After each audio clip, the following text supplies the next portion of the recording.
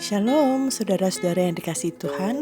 Jumpa lagi dengan saya melalui Spiritual Journal dengan judul Semua Hanya Anugerahnya. Saudara, kecenderungan manusia ketika berhasil dan mencapai tujuan yang diharapkan adalah sombong.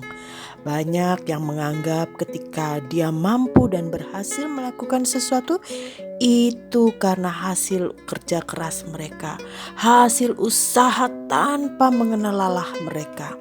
Akhirnya membuat manusia lupa diri bahwa semua keberhasilan dan pencapaian itu hanya karena anugerah Tuhan. Sebelum kita merenungkan firman Tuhan, mari kita berdoa. Bapa yang baik, terima kasih untuk semua anugerah-Mu yang Kau nyatakan dalam kehidupan kami sampai hari ini. Engkau memberikan anugerah keselamatan yang terbesar dalam hidup kami. Saat ini kami mau merenungkan firman-Mu. Roh Kudus tolong kami agar mengerti isi hati-Mu dan kami dapat melakukan firman-Mu dalam kehidupan kami. Kami mau serahkan waktu ini sepenuhnya hanya di dalam nama Tuhan Yesus. Amin.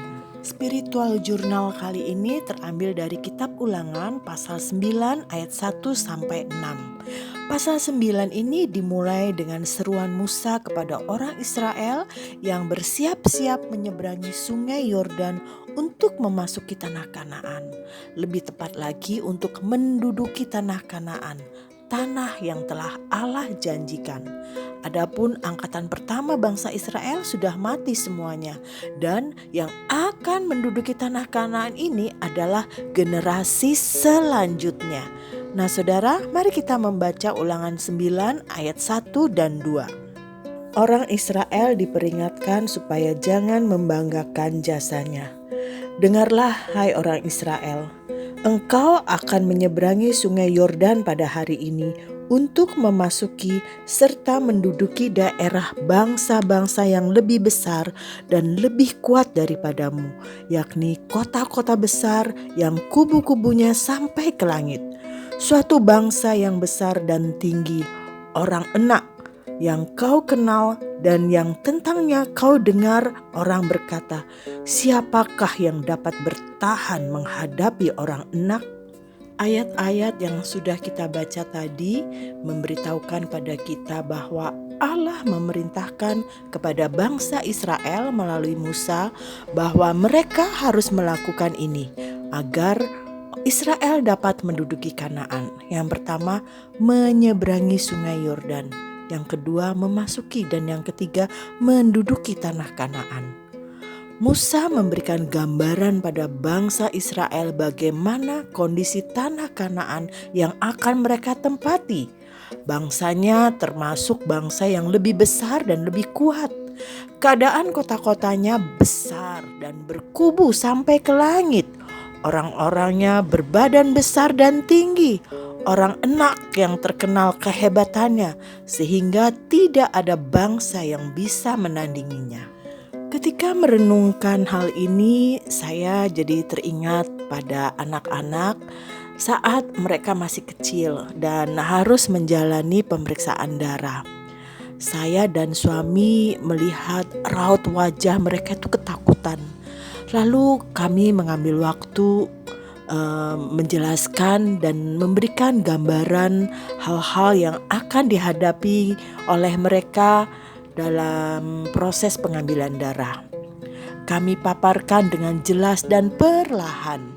Kami juga berikan kesempatan kepada anak-anak untuk bertanya-tanya apapun yang berkaitan dengan pengambilan darah.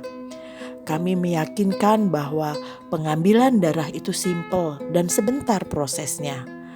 Apa yang kami lakukan ini sangat menolong mereka untuk mempersiapkan diri dan hati mereka dalam menjalani proses pengambilan darah.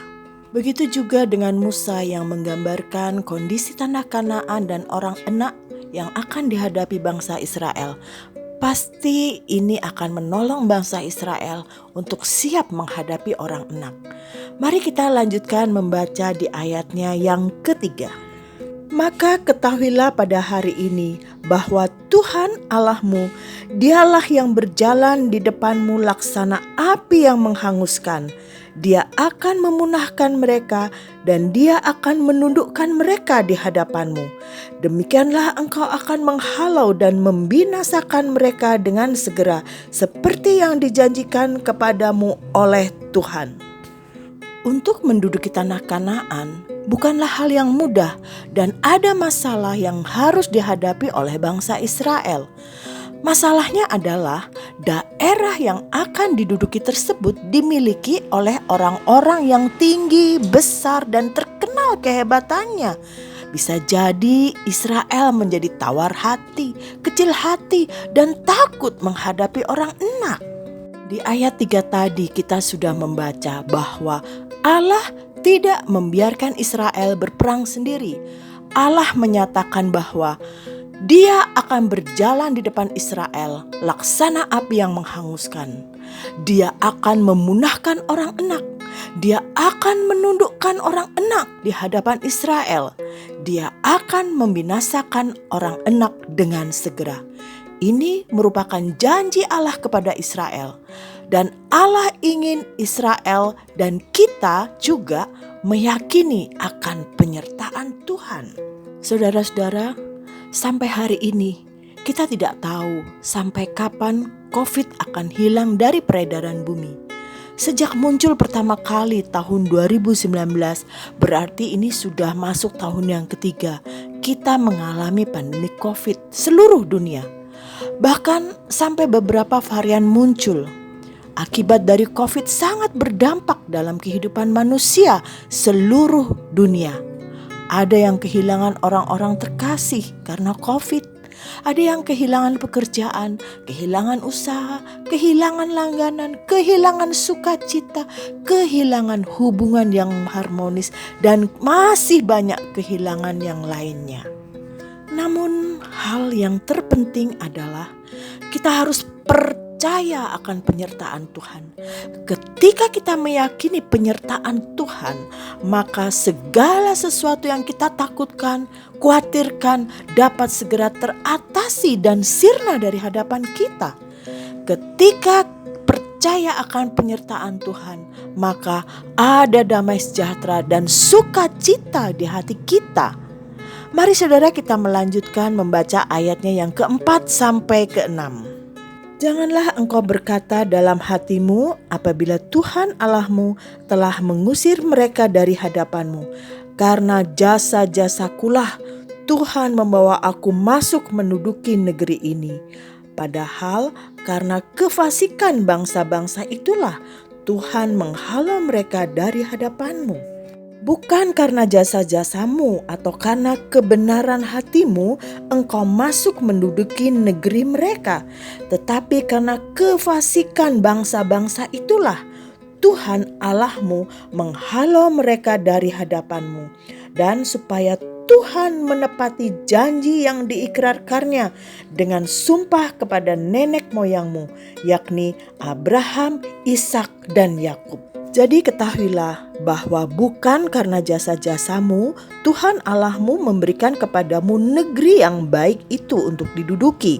Sesungguhnya engkau bangsa yang tegar tengkuk. Di ayat 4-6 ini Musa mengingatkan atau wanti-wanti kepada bangsa Israel. Ketika mereka berhasil menduduki tanah Kanaan, itu semua karena anugerah Allah kepada Israel. Musa benar-benar menekankan kemenangan Israel terhadap musuh yang besar, kuat, dan banyak tersebut bukan karena jasa mereka, tapi karena penyertaan Tuhan. Ketika orang enak berhasil dikalahkan, itu semua karena kefasikan orang enak dan karena janji Allah kepada nenek moyang Israel, Abraham, Ishak, dan Yakub. Kembali pada proses pengambilan darah anak-anak saya tadi. Nah, saat pengarahan tadi kami juga meyakinkan pada anak-anak bahwa Tuhan pasti memberikan keberanian dan Tuhan bersama mereka melalui kehadiran papa dan mamanya. Lalu kami berdoa bersama untuk meneguhkan mereka. Selanjutnya, wow, luar biasa. Anak-anak sangat tenang menjalani proses pengambilan darah dan tidak menangis. Kami peluk mereka sambil berkata "good job" dan perawatnya memuji keberanian mereka. Anak-anak juga mengatakan kepada kami bahwa mereka sangat senang dapat melewati pemrosesan pengambilan darah sampai selesai, semua karena Tuhan. Kami sangat senang mendengar pengakuan anak-anak. Sejak kecil kami tanamkan kepada mereka bahwa segala keberhasilan dan pencapaian yang mereka peroleh semua itu karena anugerah Tuhan semata dan tak patut kita membanggakan atau menyombongkan diri. Spiritual Journal kali ini mengajarkan kepada kita tidak ada hal yang harus disombongkan oleh kita karena keberhasilan kita adalah dari Tuhan. Semua hanya karena anugerah-Nya.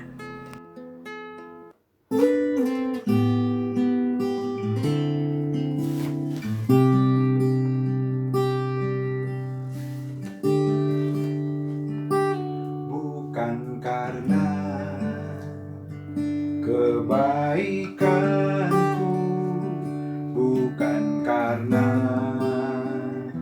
fasih lidahku, bukan karena kekayaanku, ku dipilih, ku dipanggilnya. Bukan karena kecakapanku, bukan karena baik rupaku, bukan karena